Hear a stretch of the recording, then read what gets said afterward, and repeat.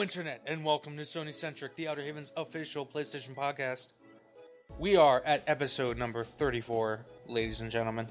As always, I'm your host, Jason Kwasnicki. I'm joined by the faithful, the loyal, Mark Sullivan. How's it going? And she's back. She's done monkeying around. She's here to do business, the lovely Delaila Lugo. Good to be back. Delaila, please tell the good folks about your monkey friends. I feel like that's a good story to start off with. Oh, well, I was in Costa Rica last week, and the resort I was staying in had loads and loads of monkeys just frolicking around. And there was a baby monkey on a mama monkey, and they were just standing like right next to me and coexisting with me, and it was just the most amazing thing ever. That pictures is fucking hella cool. Basically, yeah, real I wanted life to take ape one escape. back home. Real life ape escape. Did they wear little helmets? But yeah, it was a great trip. Awesome. That's an awesome way to start off the day. No, it's not awesome. Well, you know what? Yeah, we'll start off with the not awesome stuff. PS Plus price hike. Mark, you know the prices. Oh no, I do know the prices. So, alright, we're just gonna start off with the one that you probably pay for. Most people do, at least. Your year-to-year PS Plus subscription is going up $10 from $50 to $60. And if you only do a 3-month subscription, it was $18. It's now $25. Oh, these are US dollar prices, by the way. I mean, if we could talk Canada, but you know, They're not Chinese dollar prices. Chinese dollar prices. Christ. I'll stick strictly to USD, but yeah, 50 to 60 for a year, 18 to 25 for 3 months, and it seems that the month-to-month plan is going to stay at $10. But this all takes effect starting on September 22nd. So if you and something to note is that PS Plus stuff does stack. So if you just go and buy like a bunch of years and you put in those codes, it'll just keep adding on, and you have to worry about it. That's right. Just make it rain PS Plus cards from your local GameStop. Yeah, well, they're also frequently on sale on certain places on eBay. You can get them for $40. So before September 22nd hits, do that. Yeah, this kind of sucks. This kind of sucks, because, I mean, not gonna lie, we've been kind of vocal about how much of a bummer we feel PS Plus has been. Yeah. I don't know. Been kind of vocal. I feel isn't giving us enough credit for how vocal we've been about it. We've been critical of most months. Maybe save for July. July was actually pretty solid. So we're in the 8th month, so 1 out of 8. Right. So what percentage is that? I don't know. I'm not a fucking mathematician. That's like what? 15%? It's not now, but okay. 15% is not passing, okay? It's not passing. No, it's still an F. That's definitely an F. And this can even be seen. I'm getting this price information because on the PlayStation blog they updated the August free games article. This article has 1.5 stars. Has a 1.5 star rating from the community. Like these lineups are not very well received month to month by most people, and if they're gonna up the prices, like fine, if you have to up the prices to optimize the servers, make sure everything's running spick and span, if it just makes fiscal sense, fine. You gotta compete with your main competitor who is knocking it out of the park month to month. Now, there is a bright, or I should say a silver lining to this news story, though. Because what if the price hike, and obviously this is me, pie in the sky, but what if they are looking to put forward more money at procuring hotter titles? Now, most likely it is exactly what you just said, server maintenance and such, but you never know, maybe they are looking to up their game, and that would be the bright side for me. I mean, obviously, we'll have to wait to see what the next lineup looks like, or maybe even the next one after that, before we know what that story is. I feel what I'd like even more than that is if they're using that money to do something about backwards compatibility. That, yeah, I mean, I would take backwards compatibility over free games that are out now any day, but that's just like my preference. It's like not even that. It's that month to month. Like I said, like I brought up, their main competitor, Microsoft, with games with gold, puts out 2 Xbox One games and 2 Xbox 360 games, but Xbox One owners get to play all four of those games on their system. Right. Our ecosystem is so split up, and so many people jumped in on the PS4 that, like, we got Yakuza 5. Was it this month or was it last? It was this month. We got Yakuza 5 on the PS3. Right. So many people can't play that, and that's the biggest.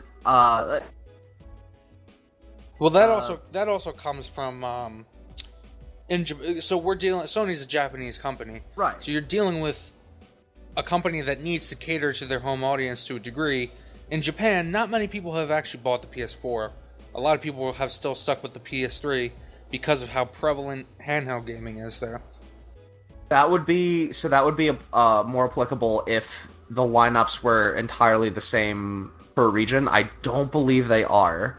I know there's been times where Europe has gotten different games than North America has for PS Plus. I didn't know that.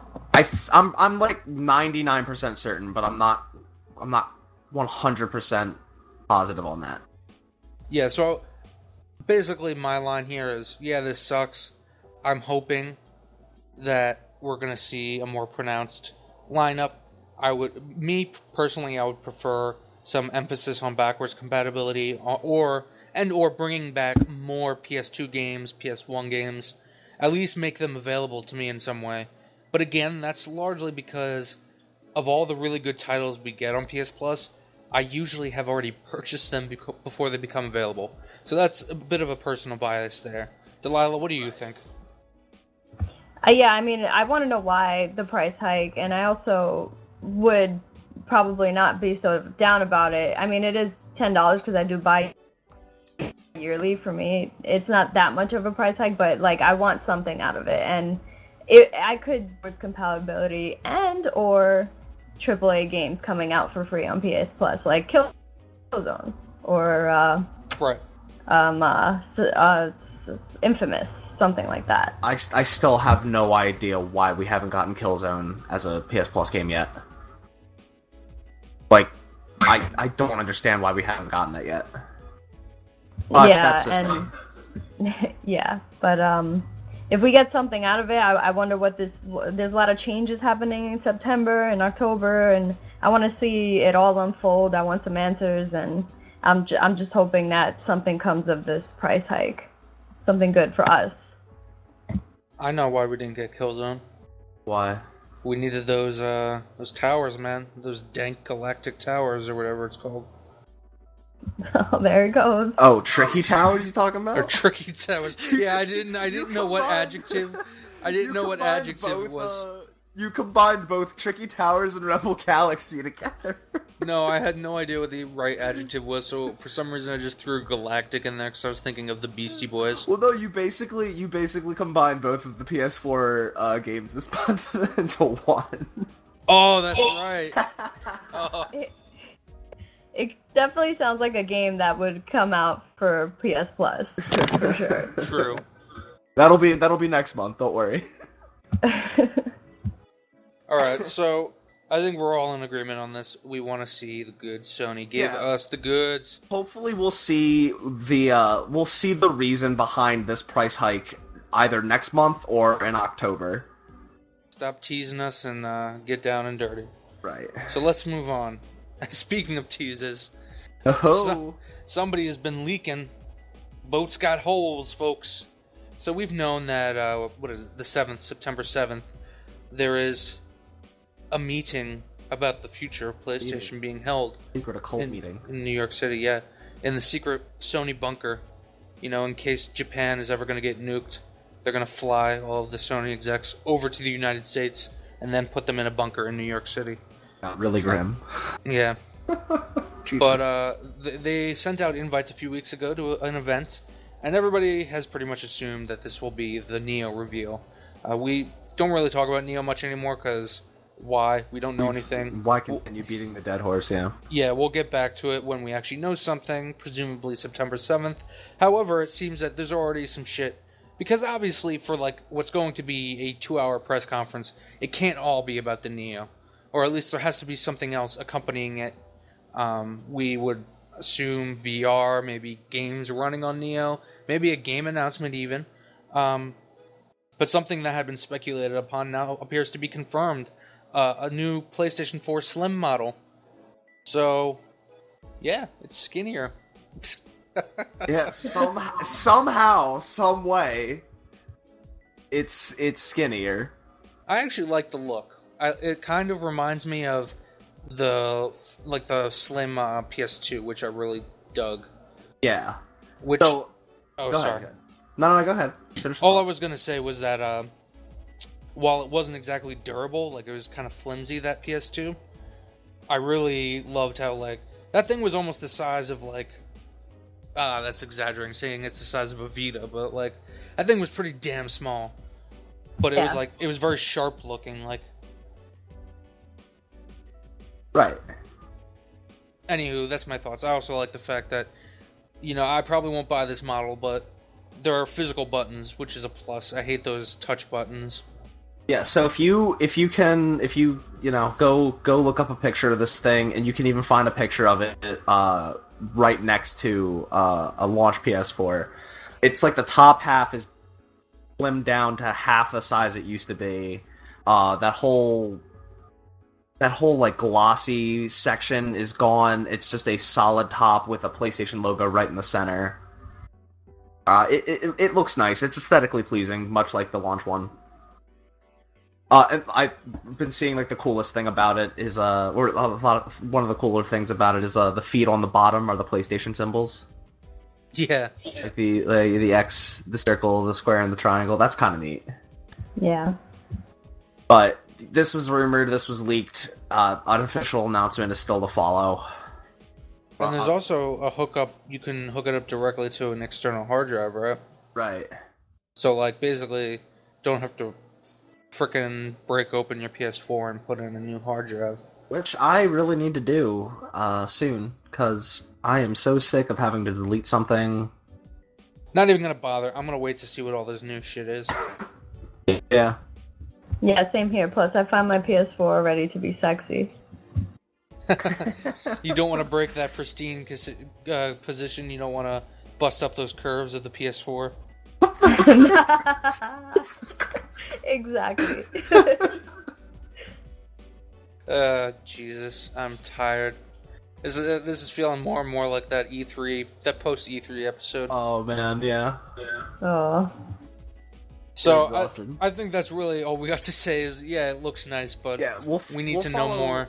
After the September 7th event, that's gonna be a big episode where we talk a lot about hardware stuff.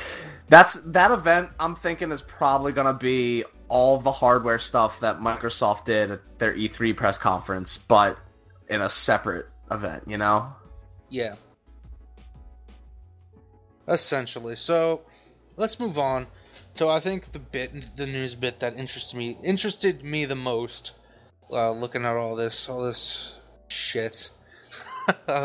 So PlayStation Now is going to be available on PC. What? And there will be a wireless. You said it was wireless, right? Yeah. Yeah. A wireless adapter for the DualShock 4. Right. Muy interesante, folks. Is that how you say that? Mucho interesante? Yeah. Oh. Okay. Oh, no, I was right the first time. Oh, I don't know. I just didn't know. Those are my dank Spanish skills. I don't know, man. I know Japanese. I don't know this Spanish. Now I got 3 languages on you. I know Spanish, Russian, and I know English better than you. Damn.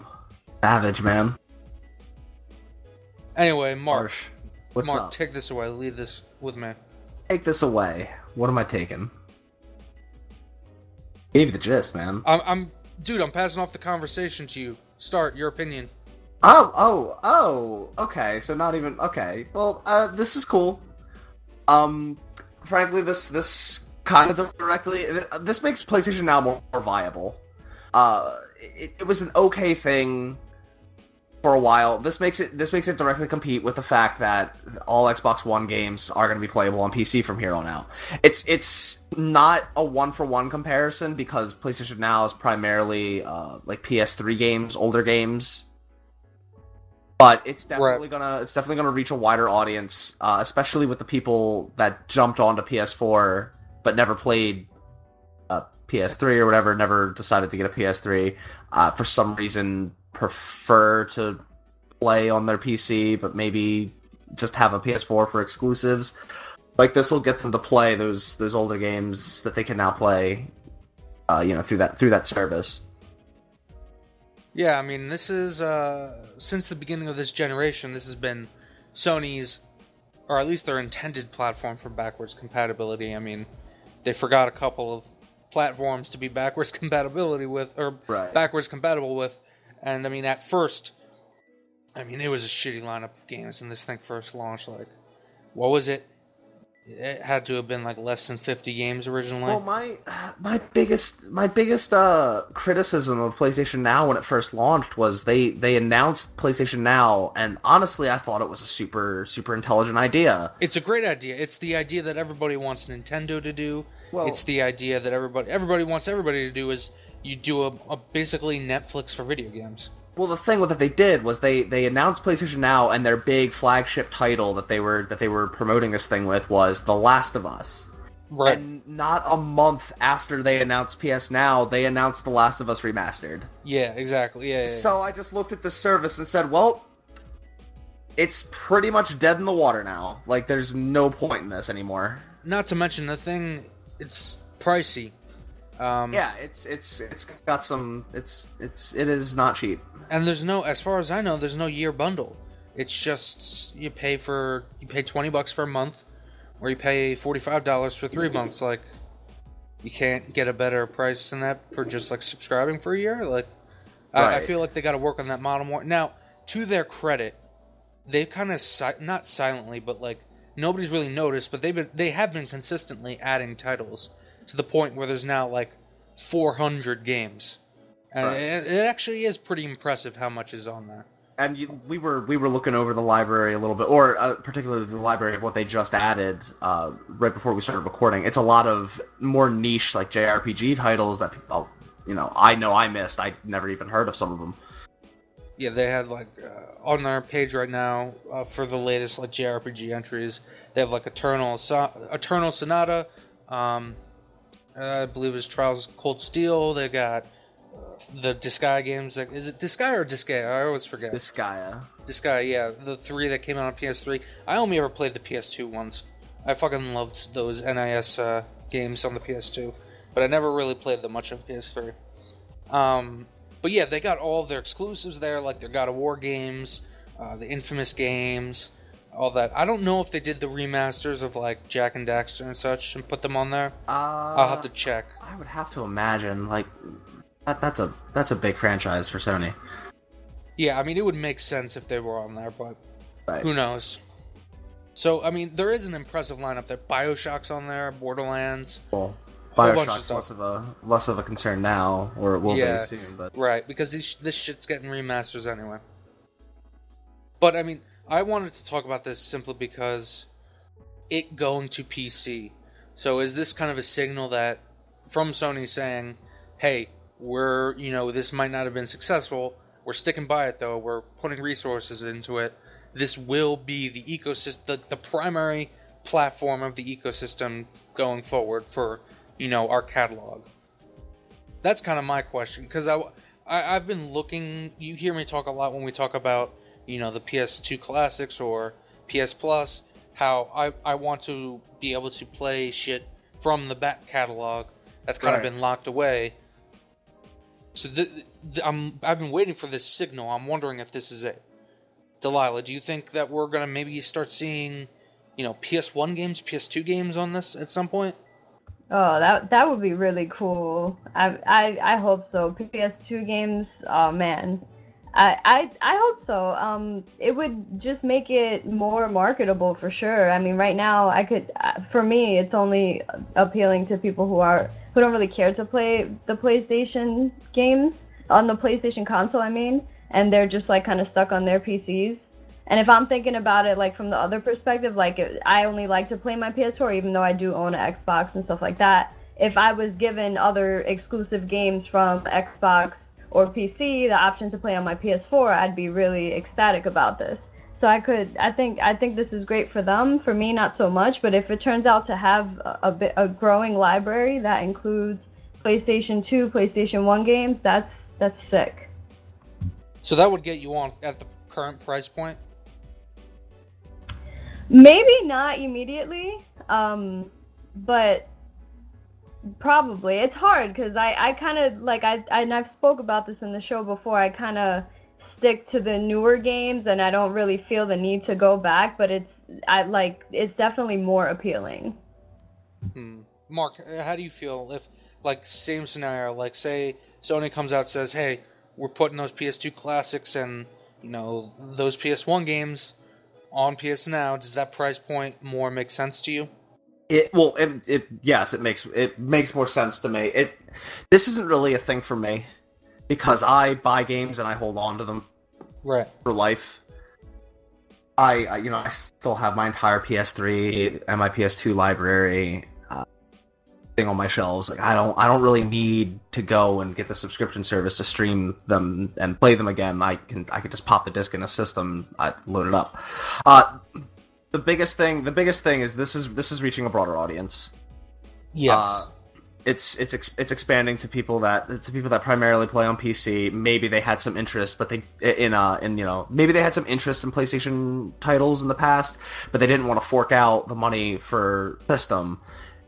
Now they don't really have to. I mean, the most they have to do is buy a controller and the adapter. And I just because I hadn't even been thinking about this, but we all kind of forget that the streaming part. This is streaming.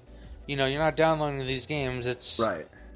It requires a certain internet connection, and I think that has forget the price point to begin with. Like, just the capability of having the right kind of internet connection. Like, I'm fortunate in that I have cable internet. I have a wired connection. But, I've played around with PS Plus before. It checks your connection beforehand. How many countless people do you think have DSL and don't have access to this? Oh, jeez. Don't you think at some point... Yeah, I mean, do you think it's even possible that Sony would allow for at some point maybe not necessarily the same thing, but a Steam-like platform where these games could be downloaded on PC? They would have to have their DRM in place. Like, they have to have that in constant check. It's risky, right? Because, I mean, right. That's really the only way... The biggest thing that PS Now has going for it is that, I mean, it's called PS Now. The whole point is, I want to play, Uncharted 2... I click on it, boom, I'm immediately loaded and I'm playing the game. I don't have to install anything or download anything. I immediately just load into it. That's like the big thing. I don't know that they would want to expand just to, make it so it's easier for people with poor internet connections to play. I think that this is marketed towards, they kind of know what they need to have required. And for the record, this post, the announcement on the PlayStation blog, like, it has the recommended specs for PC, and it also recommends a minimum 5 megabits per second connection. So, like, they're putting it up front, like, this is what we recommend you have. Like, this is who this is for. Oh, Mark, you're being discriminatory now. I'm not being discriminatory. No, don't say that. My goodness. You're being connectionist. Oh, man. You're discriminating against people with lesser connections than you. I hate those dial-ups, dude. You're fucking AOL. What the fuck? Get back on your boat, AOL. Okay, so I think right now we're kind of in a wait. All this news, we're kind of in a wait and see period. Like, right? That's like the story of August. Wait and see. It really is. Man, it really is. I don't want to end the show on that note, though. Let's take a few minutes and discuss what we've been playing. What have you been playing? Mark, let's start with you. Oh, we're gonna start with me. Well, I finished up playing a lot of Overwatch because the summer games were going on, and I've been you know what? We'll have to talk about this when we do that special episode that we've been talking about. But Yeah. I've been trying to chug through No Man's Sky. You're not liking it anymore? Emphasis on try. It's really difficult to be in the mood to play that game. No, I agree. I have a lot of fun when I do get in that mood, but I haven't played it in a while. I still actually, full disclosure, I reviewed it, but I never actually finished the Atlas Path. I played like a shit ton of the game. The problem was that I was in a glitch because I had the pre-order ship. Yeah. So I never got the... Well, I ended up getting it. Like the game glitched back where suddenly the mission appeared for me to get the recipe. Gotcha. But the funny thing was I got so rich in that first system, Right. and I got so many recipes and so many resources, and I upgraded my suit so much that by the time I finally got that recipe and moved on to the next system, I literally almost never had to go onto a planet.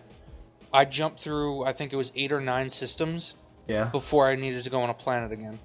Literally in the span of an hour, I blew through 75% of the game, or I should say 75% of Atlas Path. You know, I really need to do reading and stuff. I have no clue how to upgrade my suit. I have no idea. And I'll tell you what, once you figure out the intricacies of the game, right, and play how you want to play, because there are all these people like, oh, fuck this, I thought I could just stay in space. And they're like, oh, I have to go on a planet and do all this and that. Well, yes, there are some specific things you need to go on a planet for, but by and large, you can just stay in space. You can find asteroids, blow them up, and get metals you need, and then sell those metals for the other resources that you can't get in space. That sweet Thamium 9. Yeah, Thamium, actually. Whatever, dude. God. I know English better. I'm also a certified space pirate now. You're just a nerd. That's all you are. Big nerd. And you know what? It's actually funny because, I heard people complaining on, the Reddit that there are no fleets or anything. Yeah. Which, I call bullshit on that because I jumped into a star system. There were literally, and I counted them, it was 11 freighters. So 11 huge-ass ships with, turrets and shit. They got attacked by, a band of, 6 pirates, and they asked me to help them. So I blew up the pirates, and then I accidentally shot one of the freighters. So all the freighters started shooting at me, and a bunch of sentinel ships came, and I was in a huge dogfight. So you can actually destroy the entirety of the freighters. So you can get in big-ass galactic battles. It's just a little less set up than you would think, and it's a bit more random. Right. I think that's the game's overall problem, and that's what I said in the review. It's a bit too procedurally generated to the point where certain shit that you would think would be integral to the game may or may not ever happen in your actual game. Right. Yeah. We'll talk more about this on the we'll talk more about my pirate adventures. Delaila, what have you been playing? Well, I finally platinum Overwatch. Yay. Yes. A few episodes back, I didn't think I could do it, and I did it. So I'm very happy about that. That was my first thing I did when I came back from Costa Rica. Funny story about that. I checked my phone on Saturday because you had met up with a bunch of people that were boosting the trophies. Checked my phone and I was getting about 30 messages a minute. Yes. I was like, oh no, what did she do? So I had to completely mute all notifications on PlayStation messages. Unfortunately, a lot of those people are farming trophies that you really don't need to farm, which is a problem, but at the end of the day, they will help you get the trophy you need. So I basically, got the last trophy that I needed, which was the Zenyatta Rapid Discord. Yeah. And then I was like, okay, people are still asking me, oh, can you help? I was like, I'm kind of dumb, but I can put people in here to help you. So I just started, adding people to the chat. And now it's just, a big thing, but yeah.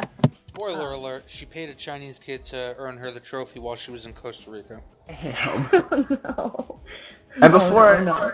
before anybody starts giving shit about boosting trophies, if you don't know what the Zenyatta Discord Orb trophy is, it's fucking just almost impossible. That's the Transcendence one, right? No, this is the one where you have to get 4 kills or assists within 6 seconds using Zenyatta's Discord Orb. Oh, that fucking sucks. It requires obscene luck and obscene timing. Yeah, and it's also glitched, which doesn't help. Like if Right. you hit the character that you're killing and then someone else kills him, it like glitches out and doesn't count it, even though it's 6 seconds. Because I had 4 people frozen and I discorded them and they died within 6 seconds for sure, and I didn't get the trophy because it's glitched. So that's another reason why you have to boost that trophy. Well, Other than Overwatch, I've also been playing some No Man's Sky. It's yeah, it's very ambitious. It puts me in a trance sometimes, but it does get sort of redundant in the objectives that you need. But it's it's a cool game to pick up every once in a while when you just feel like chilling in space, pretty much. And it's gonna be easy platinum, so that's always a good thing for me. Yeah, I was looking at the trophies. They're really not too bad. Yeah. And then I started Deus Ex today, and I can't really speak much to that because I've only gotten past the 12-minute introduction and didn't even finish the first mission. Yeah, I'm thinking of I'm trying to budget out, and Deus Ex does look interesting, but it's like I really, really want to pre-order the Fractured Butthole so I can play Stick of Truth right now. Do it. I probably will. And on that note, on the final note of Fractured Buttholes, this is SonyCentric, the Outerhaven's official PlayStation podcast. I'm your host, Jason Kwasnicki.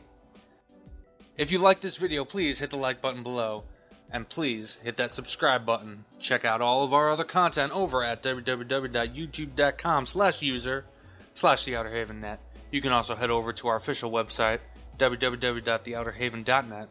Check out all our news, reviews, etc., etc. You can hit me up at SolidQuaz. You can also hit up our co-host Mark Sullivan at Nibelheimian and Delaila Lugo over at Assassinasan. This has been whatever. Peace out, internet. Amazing. Bye, Later. friends.